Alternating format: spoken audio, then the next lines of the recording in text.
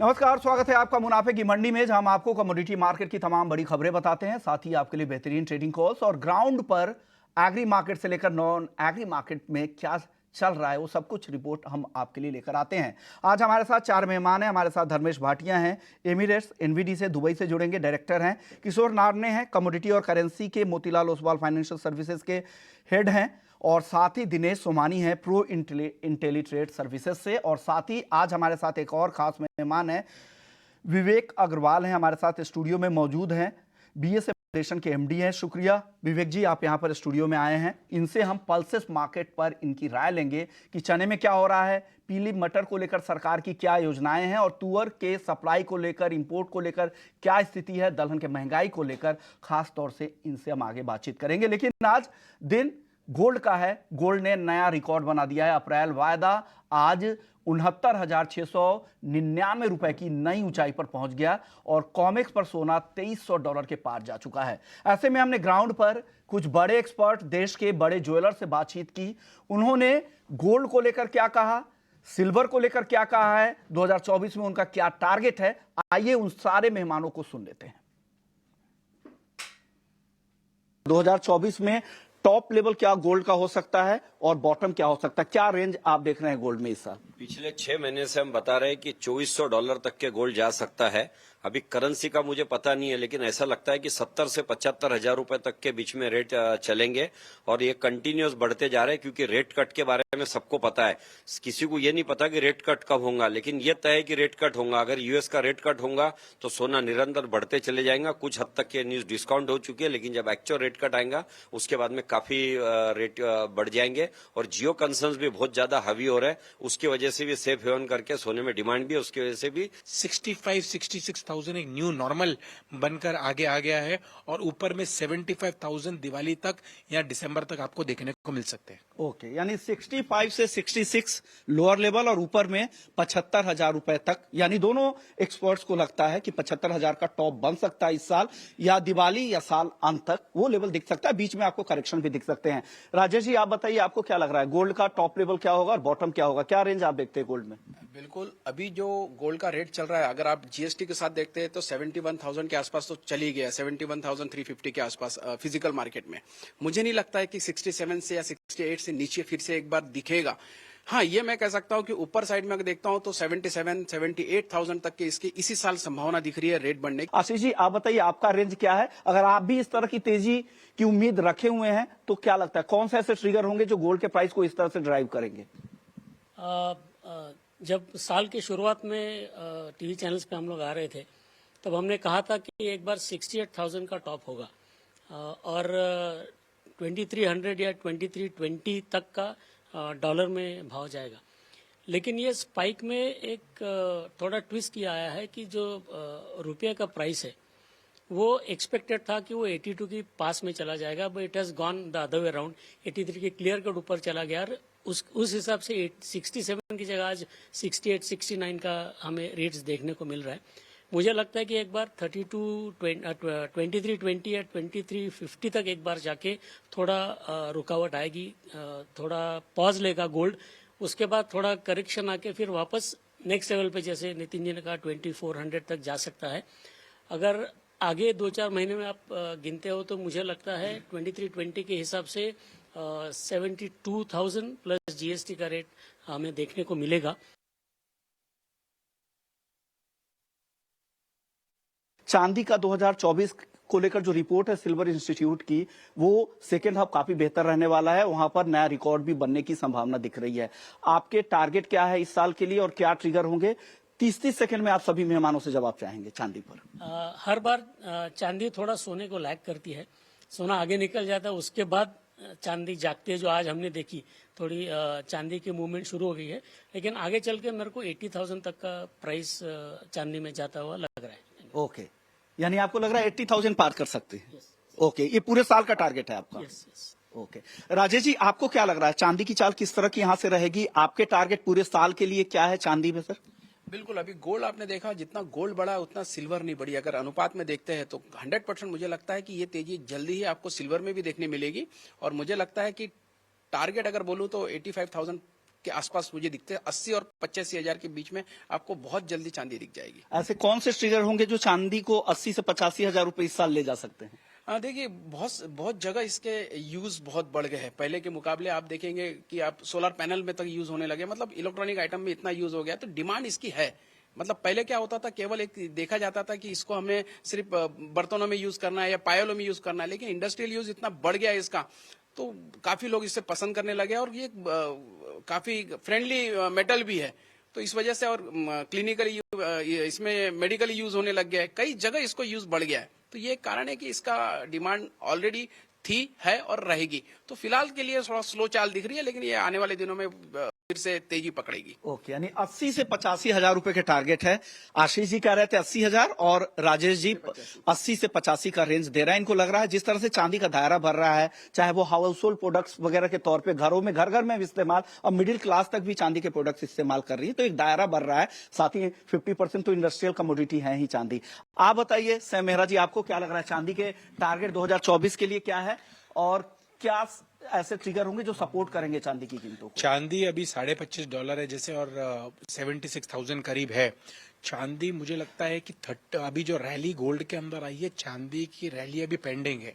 जो बुल्स ने अभी यूएस में, चाइना में, कुछ इंडिया के अंदर जो गोल्ड के ऊपर इतना टेक्निकल सपोर्ट दिया, फंडामेंटल सपोर्ट दिया, वही तरीके से चांदी में भी पेंडिंग है। चांदी के अंदर जो 25.5 है वो $32 के आसपास कॉमेक्स में, और रुपी टर्म्स के अंदर 85 to 90 के करीब आना चाहिए।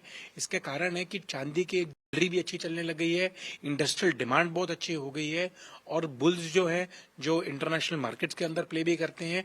मुझे लगता है कि जब ये फेड के रेट्स आएंगे तो चांदी के ऊपर भी इफेक्ट होगा, और धीरे धीरे चांदी का वो भी 85 to 90 के करीब आएगा। मैं थोड़ा और बुलिश हूँ चांदी को लेके, क्योंकि चांदी जब भी बहुत साल पहले 1 लाख रुपए का भाव हुआ था, अभी उसके बाद ये भाव 50,000 गया, 60, 65, 70 पे आया। उसकी रैली अभी पेंडिंग है, और गोल्ड के साथ साथ चांदी भी इस साल के अंदर कम से कम 10 से 15 हजार रुपए तक बढ़ने के पूरे आसार है।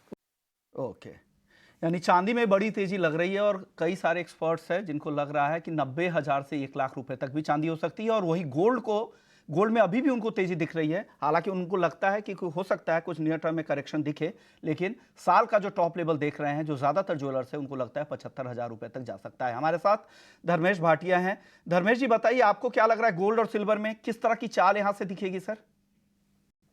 देखिए ऑलमोस्ट जिसने सारे जो विशेषज्ञ उन्होंने जो कहा है, ऑलमोस्ट सिमिलर रेंज में मेरी भी लेवल्स है। मैं एक्सपेक्ट करता हूँ कि जो सोने की जो तेजी है वो इनफैक्ट मैं लास्ट 1 साल से यही कंटिन्यूस कर रहा हूँ कि तेजी बरकरार रहेगी। और जो बेली कर्व की बात करता था हमेशा कि जैसे रेट्स कम होंगे गोल्ड की तेजी बरकरार हो सकती है, और यही हो रही है कि मार्केट में एक सडन स्पाइक देखने मिला है प्राइस को। मेरे हिसाब से मैं एक्सपेक्ट करता हूँ कि करंट लेवल से भी प्राइस यहाँ से 1000 से 1500 रुपए और जाने की गुंजाइश है। वहां पे शायद एक बार मार्केट स्थिरता बना सकता है। रही बात चांदी की, तो मैं चांदी में ज्यादा बुलिश हूँ क्योंकि चांदी और सोने की जो रेशियो है वो काफी काफी वॉलेटाइल है, और मैं एक्सपेक्ट करता हूँ कि चांदी की तेजी काफी अच्छी आ सकती है, क्योंकि अगर बेस मेटल्स देखें तो बेस मेटल्स भी काफी अच्छा पिकअप किया है। चांदी 50% बुलियन, 50% बेस मेटल कैटेगरी में आती है, और यहाँ की जो क्षमता है वो काफी हाई है, और प्राइस यहाँ से मुझे लगता है कि आने वाले समय में 82,000 के लेवल्स आपको दिखा सकता है। और अगर मार्केट कंटिन्यू रहा तो जो प्रीवियस टॉप है इसका $30 का, और तो डोमेस्टिक मार्केट में $30 के हिसाब से ऑलमोस्ट 90,000 के स्तर आपको देखने मिल सकते हैं। ओके, तो ये व्यू आपका है। अब दिनेश जी आप बताइए लॉन्ग टर्म चार्ट पर कैसा दिख रहा है सोना यहां से? क्या रिस्की तो नहीं हो गया है? क्या लग रहा है ये भाव सस्टेन करेगा या रिस्क ज्यादा है ट्रेडर्स के लिए? विश्व मोहन जी, 2070 का जो हाई था ये 2019 में लगा था। 5 साल के बाद में उसका ब्रेकआउट मिला है, और जब भी मल्टी ईयर ब्रेकआउट आते हैं इसमें $400-500 बढ़ने की पूरी संभावना होती है, जो कि अब तक के सिर्फ $300 ही बढ़े हैं। मुझे लगता है आने वाला समय गोल्ड के लिए काफी सकारात्मक है और बड़ी तेजी का एक बिल्कुल आ सकता है। मुझे लगता है ओवरऑल 74,400 हमें इस ईयर एंड तक के देखने मिल सकता है। तो बुलिशनेस अभी भी बरकरार है और तेजी इसमें बिल्कुल जायज है और बनेगी भी। जो इंटरेस्ट रेट कट करने की बात की जून तक के, ऑलमोस्ट ये तय हो चुका है, करीब 2 या 3 से ज्यादा इंटरेस्ट रेट कट हो गए। जिस सालों में भी इंटरेस्ट रेट कट होते हैं गोल्ड में करीब 10 से 15% की तेजी आती है। तो मुझे लगता है कि ये तेजी बिल्कुल स्वाभाविक है और बढ़ने की पूरी संभावना है। खैर लिहाज इंट्राडे के लिहाज से अगर मैं कहूँ तो 65,000 से जो तेजी चलती आई है अभी 69,400 तक के आ चुकी है। इंट्राडे के हिसाब से मुझे लगता है कि इन लेवल पे थोड़ी बहुत सेलिंग जरूर बनेगी, और 69,400 के आसपास इसको सेल करे। 69,050 का इसमें टारगेट देखा जा सकता है, 69,620 का इसमें स्टॉप लॉस मेंटेन किया जा सकता है। यानी मैं ये कॉन्ट्ररी अगर सिल्वर की बात कहूं तो हम्म। सिल्वर में जो है ये $26 का लेवल बहुत समय के बाद में क्रॉस हुआ है। अब मुझे लगता है गोल्ड थोड़ी सी विश्रांति लेगा, थोड़ा सा आराम करेगा और जो सिल्वर बाय करेगा उसकी निश्चित तौर से चांदी होगी। मुझे लगता है कि इंट्राडे के लिहाज से अगर ये 78,200 का लेवल क्रॉस करता है तो मुझे लगता है दोबारा बाइंग का एक अच्छा अवसर रहेगा। ऑन दी ब्रेकआउट ऑफ 78,200 हमें बाय करना चाहिए। 80,020 के लेवल्स हमें देखने मिल सकते हैं। 77,450 का स्टॉप लॉस मेंटेन किया जा सकता है। नहीं, चांदी 78,200 के ऊपर अगर डिसाइसिवली ब्रेक करके ऊपर जाती है तो 80,000 भी पार कर सकती है, जो नया रिकॉर्ड होगा चांदी के लिए, ऐसा दिनेश जी मानते हैं। इंट्राडे के लिए एक दो दिनों के लिए भले ही आप यहां पर नहीं खरीदे, लेकिन लंबी अवधि के निवेशक है तो आप गोल्ड खरीद सकते हैं, लेकिन आज ट्रेडिंग अगर आपको करना है तो बेचकर ही जाए, ये सलाह दिनेश जी की तरफ से आ रही है। अब कच्चे तेल की बात कर लेते हैं। धर्मेश जी, कच्चा तेल लगातार तेजी फिर से दिखा रहा है, 5 महीने से ज्यादा की ऊंचाई पर है, अक्टूबर के हाई पे जा चुका है। क्या लग रहा है और तेजी बची है? ट्रेडर्स के लिए क्या सलाह है? देखिए मार्केट में अगर आप देखें तो जो तेजी आ रही है वो सप्लाई कंस्ट्रेंट के कारण आ रही है और यही हुआ कि मार्केट में ऑलमोस्ट $80 का जब लेवल ब्रेक किया तो $4 से $5 की तेजी आपको सडन देखने मिली है। डोमेस्टिक मार्केट की बात करें तो जो मैं एक्सपेक्ट करता हूँ यहाँ से जो जो क्षमता है ऊपर जाने की ऑलमोस्ट 100-125 रुपए और बढ़ सकता है डोमेस्टिक मार्केट में। और इंटरनेशनल मार्केट की बात करें तो इसका जो की लेवल अगर मार्केट 85 के ऊपर होल्ड करता है WTI, तो ये $88 के लेवल्स आपको दिखा सकते हैं। तो डोमेस्टिक मार्केट में 7,200 तक के लेवल्स आपको आने वाले समय में देखने मिल सकते हैं। मैं यहाँ पे मंदी करने की सलाह नहीं दूंगा, गिरावट पे बाय करके चलिए, क्योंकि अभी भी मार्केट में सप्लाई के कारण ही मार्केट में स्थिरता बनी हुई है। और अगर आप देखें कमोडिटी मार्केट में सारे कमोडिटीज एक तरफा मूव कर रहे हैं, वो बेस मेटल्स है, बुलियन है, अभी एनर्जी भी मार्केट में एक तरफा अपसाइड मोमेंटम देखने मिल रहा है। तो बाय साइड में रहने की मेरी कॉल रहेगी। जिस तरह की चिंताएं हैं, जिस तरह का सिनेरियो बन रहा है गल्फ कंट्रीज में और सीरिया में, ईरान के दूतावास पर जो इजरायली हमला हुआ उसके बाद से और तनाव बढ़ा है, तो यहाँ पर बाई साइड में ही रहने की सलाह है। दिनेश जी, आप बताइए, आप सहमत है? आपको भी लग रहा है आज खरीद कर ही जाएं क्रूड को? जी बिल्कुल, बढ़ते हुए जियोपॉलिटिकल टेंशन देख लीजिए आप और साथ में साथ प्रोडक्शन कट भी देख लीजिए और अब जो है खासकर डिमांड भी निकल कर आएगी। मुझे लगता है कि चाइना में भी डेटा अच्छा है, यूएस की भी डेटा अच्छा है, तो मुझे लगता है इसमें थोड़ा सा कंजम्पशन बढ़ने की पूरी संभावना नजर आती है। लेकिन इंट्राडे के लिए आपसे थोड़ा सा डिप आना चाहिए। 7045 मेरा ये बाइंग लेवल है। 7045 के आसपास बाय करें। 7120 के लेवल अपसाइड देखने मिल सकते हैं। 7,000 का इसमें स्टॉप लॉस जरूर मेंटेन। अब फटाफट से मेटल्स पे राय दे दीजिए, छोटा छोटा जवाब दे दीजिएगा। धर्मेश जी, क्या पसंद है आपको? सारे मेटल्स आज तेज दिख रहे हैं, कुछ पसंद है और तेजी दिख रही है किसी में? देखिए मैं रेकमेंड करूंगा कॉपर और एल्यूमिनियम में दो काउंटर पे मैं काफी बुलिश हूं। मैं एक्सपेक्ट करता हूं कि यहाँ से जो तेजी है वो और आने वाले समय में देखने मिल सकती है। इंट्राडे प्रोस्पेक्टिव से अराउंड 4 से 5 रुपए की तेजी और आ सकती है। और एल्यूमिनियम की बात करें तो एल्यूमिनियम काफी स्ट्रांग है, पर ये काफी स्लो एंड स्टेडीली मूव करता है। करंटली 2200 के ऊपरी स्तरों पर कंटिन्यूसली होल्ड कर रहा है। मैं एक्सपेक्ट करता हूँ कि ऊपरी स्तरों पर अराउंड 230-240 तक के लेवल्स भी दिखा सकते हैं पोजिशनली। तो मैं बाय साइड में रहने की को ये दूंगा रिकमेंडेशन। ओके, यानी एल्युमिनियम आपकी टॉपिक है। दिनेश जी, आपको क्या पसंद आ रहा है और किस साइड की ट्रेडिंग की सलाह दे रहे हैं आपको मेटल्स में? बिल्कुल नीचे में 337 से जो कॉपर मूव हुआ, मुझे लगता है 737 से जो कॉपर मूव हुआ है, 777 मेरा ये एक रेजिस्टेंस लेवल है। मुझे लगता है इन लेवल्स पर अब इसमें इंट्राडे के लिहाज से शॉर्ट सेल करना चाहिए। 777 का शॉर्ट मेरा सेलिंग कॉल है। नीचे में 769 के टारगेट है और 782 का स्टॉप लॉस मेंटेन किया जा सकता है। जबकि एल्यूमिनियम और जिंक मुझे यहाँ से थोड़े बढ़ते हुए नजर आते हैं। एल्यूमिनियम 217 लेवल ऊपर देखने मिल सकती है और जिंक 224-50 का लेवल देखने मिल सकता है। लेकिन कॉपर मेरे हिसाब से बाइंग थोड़ा सा अवॉइड करना चाहिए 777 के लेवल से। जिंक एल्युमिनियम बिल्कुल सिमिलर सलाह है, खरीदारी की सलाह दिनेश जी के तर्ज पर और सॉरी धर्मेश जी के तर्ज पर, लेकिन यहाँ पर कॉपर बेचने की सलाह है क्योंकि रैली यहाँ पर काफ़ी ज़्यादा एक्सटेंड हुई है, यहाँ से एक थकान आ सकता है, तो यहाँ पर बेचने की सलाह दिनेश जी की तरफ से है। वक्त है ब्रेक का। ब्रेक के बाद लौटेंगे तो पल्सेस मार्केट की पूरी रिपोर्ट लेकर हमारे साथ विवेक अग्रवाल साहब स्टूडियो में मौजूद है, एमडी है बीएसए फाउंडेशन की। जल्द लौटते हैं और बात करेंगे दल फंड की।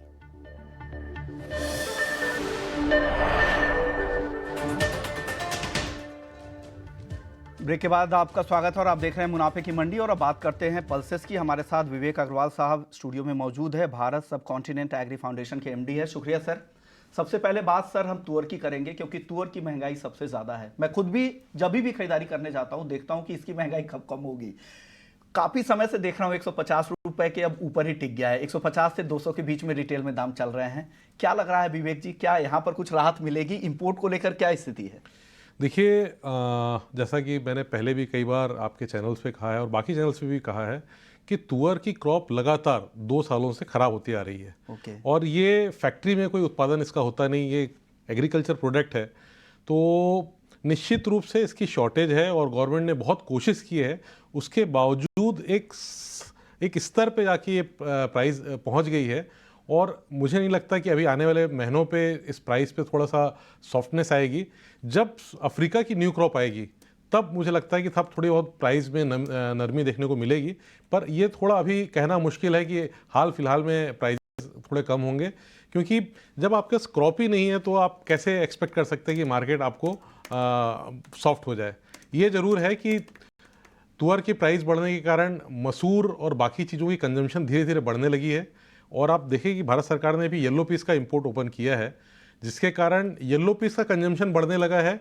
और कुछ जगहों पे ये पीली दाल के रूप में बहुत प्रचलित है, जो पहले काफ़ी मात्रा में आती थी, और उसने तुअर को रिप्लेस करना शुरू कर दिया है। ओके सर, पीले में मटर की आप बातचीत कर रहे थे, वहाँ की इंपोर्ट को लेकर क्या स्थिति है? क्या कुछ नई गाइडलाइन फिर से सरकार की तरफ से या एक्सटेंशन की बात हो रही है क्या?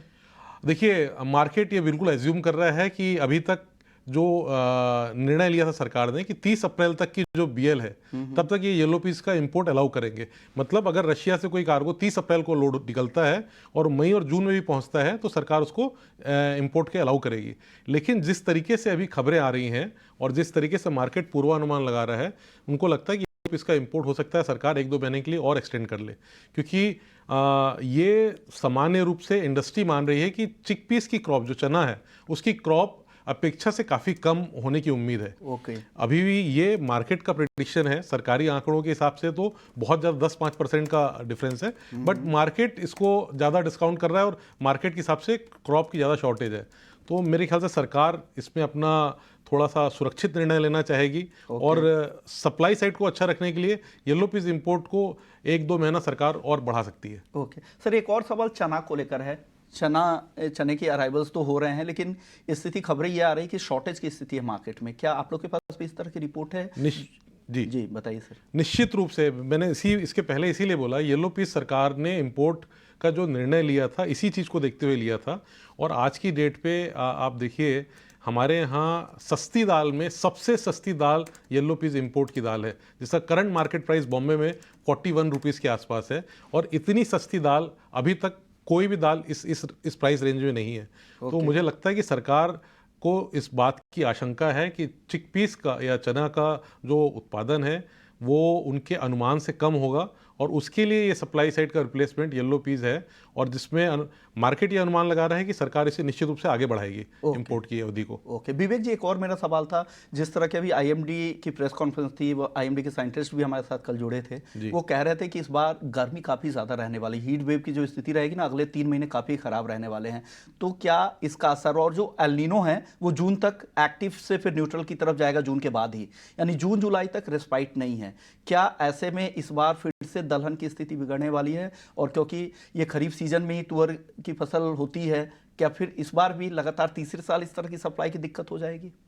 देखिए, मेरा अपना ये मानना है कि जो आईएमडी बोलता है और बाहर की एजेंसीज बोलती हैं, उसके बाद भी बहुत फ्लक्चुएशन होते हैं। मैंने बहुत स्टडीज़ की हैं, बहुत बार एनालिसिस किया है, तो पर्यावरण को आज भी उतने गारंटी के साथ बोलना कठिन है। लेकिन हाँ, बहुत सारी एजेंसियों ने और भारत सरकार की एजेंसी ने भी ये अनुमान लगाया है कि गर्मी बहुत ज़्यादा रहेगी, आने वाले 2-3 महीने बहुत ज़्यादा ड्राई होने वाले हैं। और मैं पूना में रहता हूँ और वहाँ पे अभी से पानी का संकट शुरू हो गया है, तो निश्चित रूप से ये चिंता का विषय है। और जो भी दर्शक मैं देख रहे हैं, मैं उनको बोलना चाहूँगा कि आप पानी को बचाएं, आने वाली स्थिति बहुत भयावह हो सकती है। तो ये उस पर पानी के साथ साथ क्रॉप पे भी बहुत बड़ा इम्पैक्ट हो सकता है। तो आप जो चिंता जाहिर कर रहे हैं, निश्चित रूप से वो वाकई में बहुत चिंता की बात है। इससे पल्सेस के अलावा बाकी फसलों में भी प्राइस पे असर पड़ेंगे। ओके सर, मसूर के बम्पर उत्पादन के बाद इंपोर्ट भी बम्पर, तो क्या लग रहा है कि वो सप्लाई, उस सप्लाई से कुछ भरपाई होगी क्या?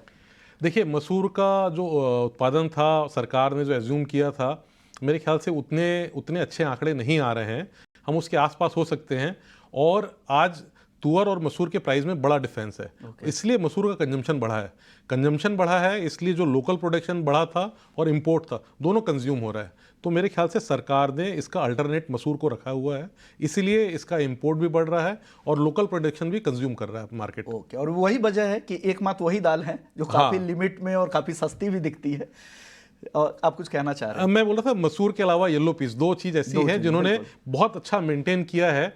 और मैं ये बिल्कुल कहना चाहूँगा कि सरकार ने बहुत बहुत कड़ी निगाह रखी है पल्सेस पे। अदरवाइज इस सिचुएशन पे जहाँ की आबादी आपकी 1.4 बिलियन हो, वहाँ पे थोड़ी सी शॉर्टेज मार्केट को बहुत तेज़ी से स्पाइक करती है। तो लगातार ऑब्जर्वेशन, हर चीज़ पे उनकी दखल, इसलिए मार्केट अभी हम इतनी आबादी के बाद भी एक अच्छे रेंज पे हैं। अगर आप तुअर को छोड़ दें तो बाकी पल्सेस सब एक अच्छे रेंज पे हैं जिसमें कंज्यूमर आराम से खरीद सकता है और मार्केट भी एक स्टेबल प्राइस पे है। ओके, शुक्रिया विवेक, आप आए यहाँ पर हमारे स्टूडियो में और बताया सारे दालों की स्थिति क्या है, कब तक महंगाई से राहत मिल सकती है और सप्लाई की स्थिति क्या है और आगे क्या भाव रह सकते हैं। चलिए एग्री मार्केट की बातचीत कर लेते हैं फटाफट से। हमारे साथ दिनेश जी भी बने हुए हैं। दिनेश जी, मसालों में आज सभी में तेजी दिख रही है, छोटा छोटा जवाब दीजिएगा, क्या करना चाहिए हल्दी, जीरा और धनिया में आज? जी बिल्कुल, एनसीडेक्स को देख के लगता है कि थोड़ा महा मेगा सेल लगा हुआ है यहाँ पर। 23,900 का जीरा बाय करना चाहिए, 24,825 200 के टारगेट देके जा सकते हैं और नीचे में 23,400 का स्टॉप लॉस मेंटेन किया जा सकता है। जबकि ग्वार में भी आज मुझे अच्छा खासा मोमेंटम नजर आता है। ग्वार काफी समय के बाद में 5200 के ऊपर अच्छा खासा ट्रेड कर रहा है। मुझे लगता है 5225-30 के आसपास बाय करना चाहिए। अप्रैल कॉन्ट्रैक्ट 5320 के अपसाइड टारगेट देखे जा सकते हैं और 5175 का इसमें स्टॉप लॉस मेंटेन किया जा सकता है। गम में मोमेंटम जो है काफी बुलिश है। अगर आज इसमें ब्रेकआउट मिलता है, अप्रैल कॉन्ट्रैक्ट में अगर 10,370 क्रॉस करता है तो 10,600 के लेवल्स भी हमें ग्वार गम में देखने मिल सकते हैं और 10,200 का इसमें स्टॉप लॉस मेंटेन किया जा सकता है। बेस्ट पिक कहने में मेरे लिए आज जीरा अच्छा लगता है और ग्वार गम अच्छा लगता है। ओके, शुक्रिया दिनेश जी आपका, धर्मेश जी आपका और विवेक जी आपका। आप लोगों ने वक्त निकाला हमारे दर्शकों को नॉन एग्री से एग्री मार्केट की पूरी रिपोर्ट सामने में रख दी। तो चलिए मुनाफे की मंडी को यहीं समेटते हैं। ब्रेक के बाद जब लौटेंगे तो आपके लिए लेकर आएंगे FNO जंक्शन। नमस्कार।